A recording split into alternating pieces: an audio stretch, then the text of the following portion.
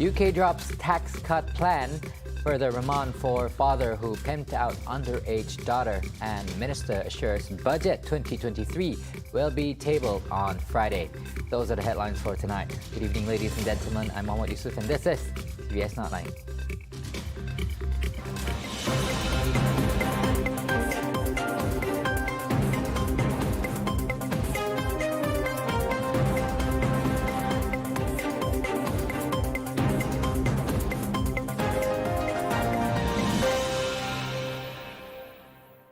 We begin with our top story. The United Kingdom government has decided that they will scrap the 45p rate of income tax, which had caused an uproar among the people.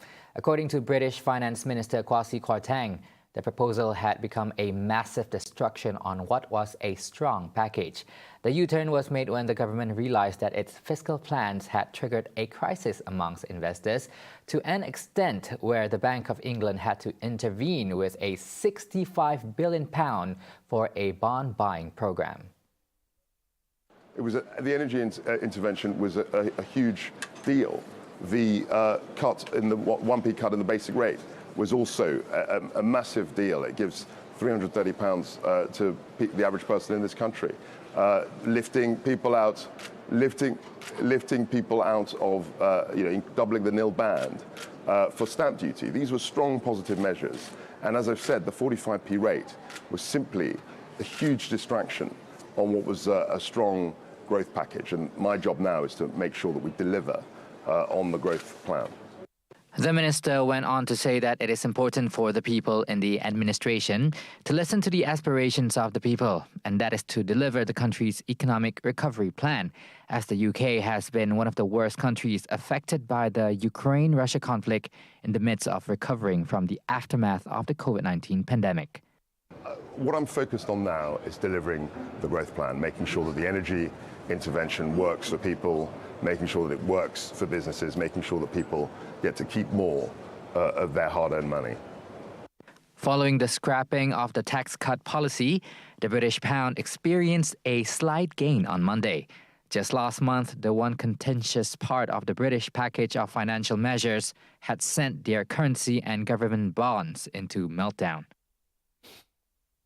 The plunge in the value of the pound, complemented by rising inflation and hikes in mortgage interest rates, would likely tempt people to get themselves into a get-rich-quick scheme. A study by the London Academy of Trading, or LAT, showed that nearly 30% of British will fall for this form of scam, especially in trading volatile cryptocurrencies to supplement their incomes. I think there's certain desperation. There's people are really getting desperate because the cost of living is going up and up and up, and they simply don't have the money. So they are very susceptible to these enticing invitations that people put out there. Some of them I think are just basic scams. Other ones, at the end of the day, if it sounds too good to be true, it probably is. So I would say best to avoid them. Don't have any FOMO about missing out, because at the end of the day you're probably missing out on a bad experience, not a good one. Britain's consumer price index hit a 40-year high of 10.1% in July before easing back to 9.9% in August.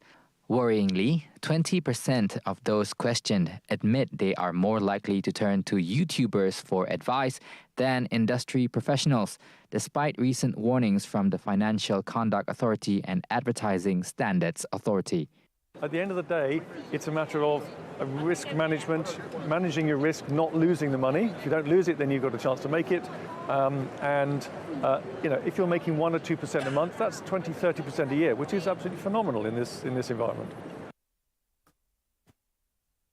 The remand order against a 45-year-old man who allegedly pimped out his 10-year-old daughter to pay off his debts has been extended for a total of 7 days to facilitate investigation.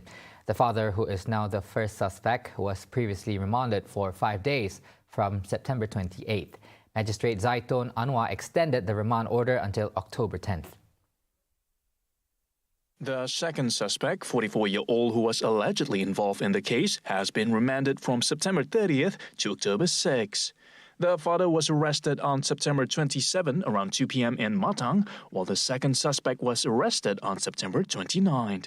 It is understood that a police report was lodged after the victim told her teacher of the alleged incidents.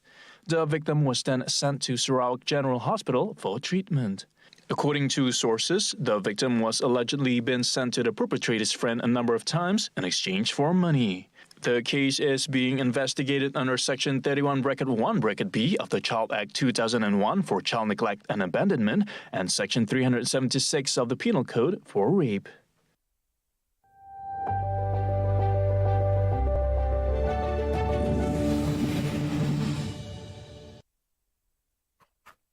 Now, Minister in the Prime Minister's Department for Parliament and Law, Dato' Sri Wan Junaidi Tuanku Jaafar, has assured that Budget 2023 will be tabled on Friday as planned, amid speculation that Parliament may be dissolved soon.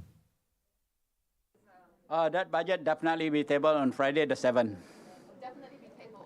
That's what my understanding until last night lah. Anything changed last night selepas pukul 10.30 malam tadi, saya tak tahu. Sebab we had the pre-council last night pukul 10.30 balik. I was the last one dengan PM.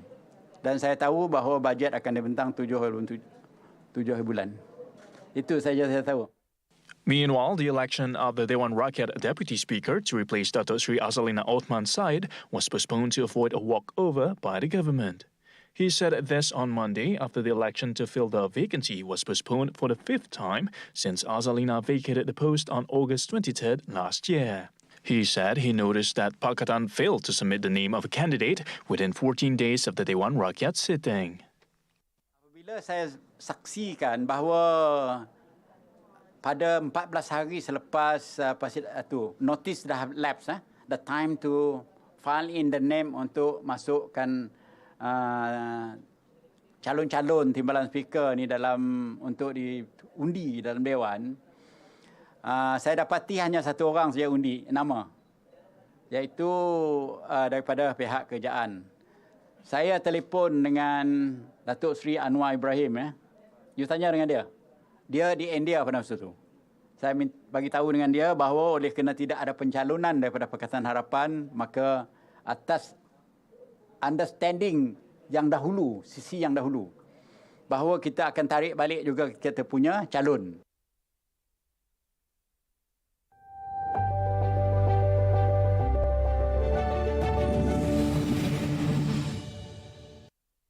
On to our next update. The complexity and rise of data in healthcare means that artificial intelligence, or AI, will increasingly be applied within the field. Premier of Sarawak, Datuk Patinggi Tan Sri Abang Johari Tun Openg said the application would increase efficiency of providing medical services to Sarawakians. These technologies have the potential to transform many aspects of patients' care as well as administrative processes. AI can deliver better healthcare for all by increasing effectiveness. In healthcare, early is always a matter of life and death. When you adopt the power of AI in predictive medicine, we can predict a disease earlier. Clinicians can diagnose and intervene sooner. The impact of the disease could be reduced, resulting in better patient well-being. And with the invention of AI, we can also cut down on admission cases, thus reduce clinician shortages and burnout. Abang Johari spoke during the launching ceremony of the utilization of Tri-System and modern medical technology at Norma Medical Specialist Centre on Monday. The Tri-System consists of the Azurion 3 high-tech cardiovascular laboratory, the 256 Slice multi-detector Frontier 2.0 computed tomography scanner, and the 1.5 Tesla magnetic resonance imaging, or MRI Sigma Explorer. These are examples of technology that utilizes the usage of AI in modern medicine.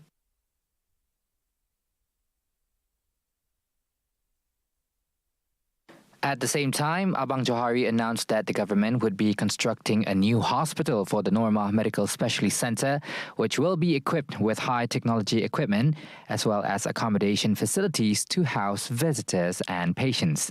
With that, we have decided to build a new Norma hospital. This hospital building will be the state of the art, and we are getting specialists to help us in terms of how the building should be constructed and what are the IT facilities that must be equipped in that particular building. The next is, of course, you have the equipment. We will find out the best equipment in that hospital. And next to the hospital, we have a hotel. And that will provide accommodation to the patient. He also proposed that the new hospital should be built nearby a river to ensure that patients are able to be at peace, surrounded by greeneries and beautiful views of the river.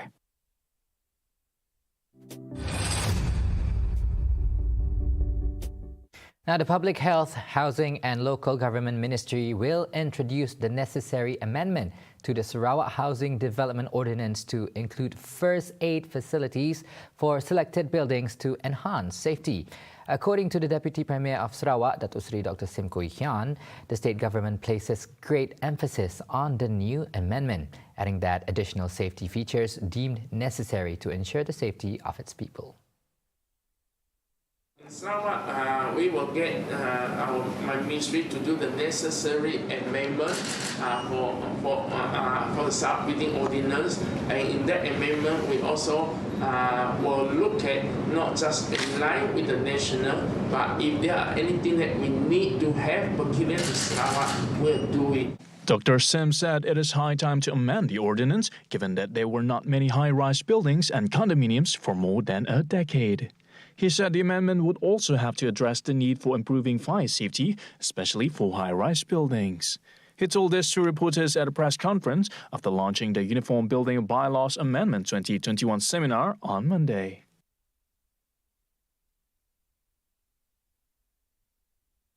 The Fire and Rescue Department is all geared to handle possible year-end floods nationwide, as well as the upcoming 15th general election. Its Director General Datuk Seri Muhammad Hamdan Wahid believes that the government of the day is carrying one with emphasis towards the people's welfare and well-being instead of calling the election when floods are expected to occur. From September until next March, we in mode of preparedness and ready for any kind of response. Be it election or not election, we always be ready. That is we always be there, and to make sure that district level, very important. The depots need to know about the structure. The depots need to know about the mode of application and also response. Adding further, he said that Bomba Sarawak will work together with the Election Commission EC to ensure the voting process runs smoothly during the rainy season. At the same time, he also believes that the government will not call for an election when a disaster strikes. If the flood was the worst critical condition, you still want to do the balloting juga, I think government tak macam itu.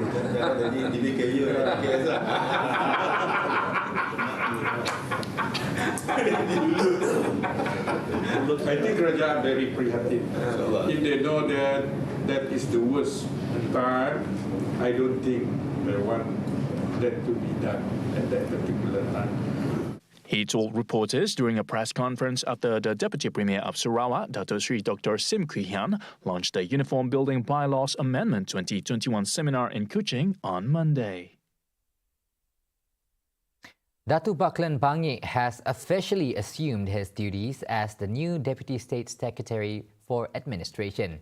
According to Sarawak Public Communications Unit, or UCAS, Buckland took over the post from Datu I Pahon Joyik, who is now retired from the State Civil Service after serving for over 40 years.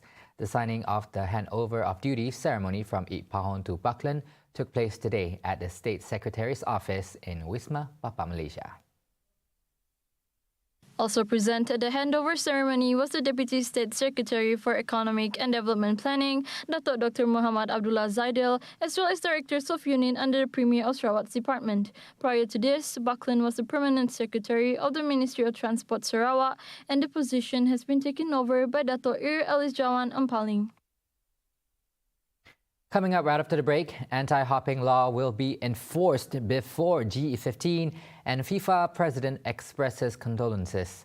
Right here on TVS Nightline, stay tuned.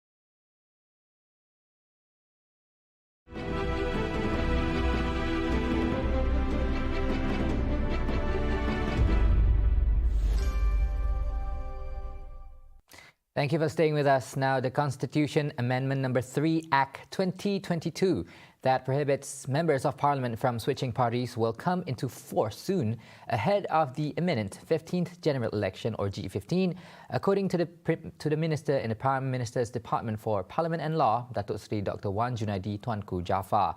He said the act, which had obtained the consent of the Yang di-Pertuan Agong, Sultan Abdullah Riayatuddin Al-Mustafa Billah Shah, however, has yet to have a specific date of enforcement.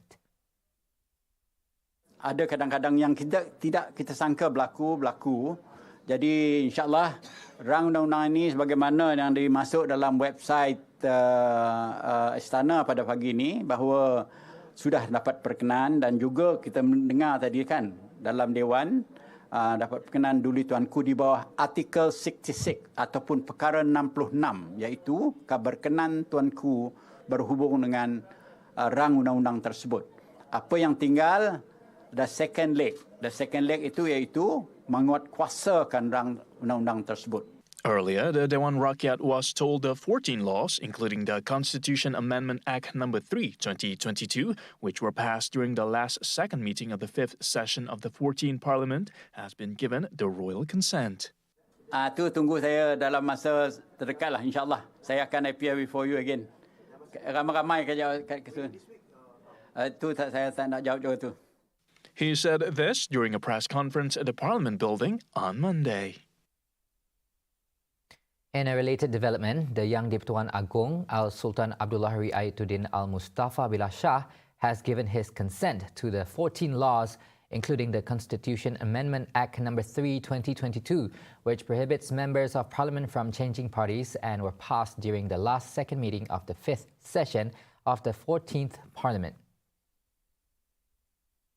Among other laws that were passed are the Malaysian Border Control Agency Dissolution Act 2022, the Employment Insurance System Amendment Act 2022, the Employee Social Security Amendment Act 2022, and the East Coast Economic Region Development Council Amendment Act 2022. In addition, the Control of Rice and Paddy Amendment Act 2022, the Offenders Compulsory Attendance Amendment Act 2022, the Federal Agricultural Marketing Authority Amendment Act 2022, the Courts of Judicature Amendment Act 2022, and the Criminal Procedure Code Amendment Act 2022. His Majesty also consented to the National Forestry Amendment Act 2022, the Armed Forces Fund Amendment Act 2022, the Poisons Amendment Act 2022, and the Housewives Social Security Act 2022. Dewan Rakyat Speaker Tan Sri Azhar Azizan Harun informed the August House this at the beginning of the Dewan Rakyat sitting on Monday, October 3rd. He also conveyed a message from Dewan Negara President Tan Sri Dr. Rais Yatim on the approval by the Senate of all the 25 bills passed by the Dewan Rakyat. Now, economic challenges and flood preparedness were among the key areas of the focus on the first day of the third meeting of the fifth session of the 14th Parliament today. According to the order paper on the Parliament's website, Pasir Salah MP Datuk Seri Tajuddin Abdul Rahman posed a question to the Prime Minister, seeking to know the government's course of action to deal with the challenges faced to safeguard the welfare and well-being of the Malaysian family. This will be followed by Port Dickson MP Datuk Seri Anwar Ibrahim, who will ask the Prime Minister to state the latest statistics on household income category details according to B40, M40 and T20 groups from 2019 to 2022.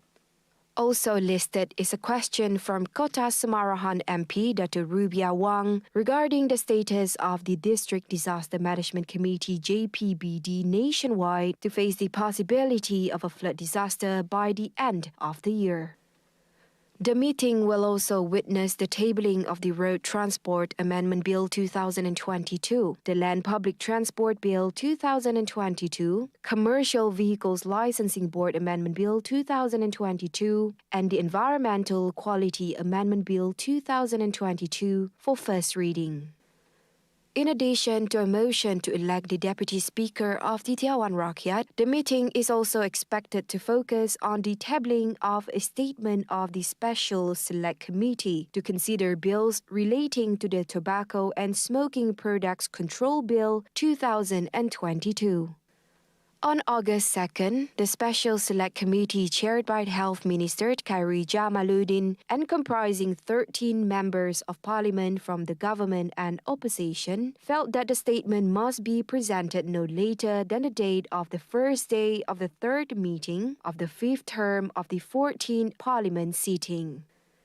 The bill is scheduled to be debated at the policy level for 8 days and will be answered by ministers for 4 days before being debated at the committee level for 12 days.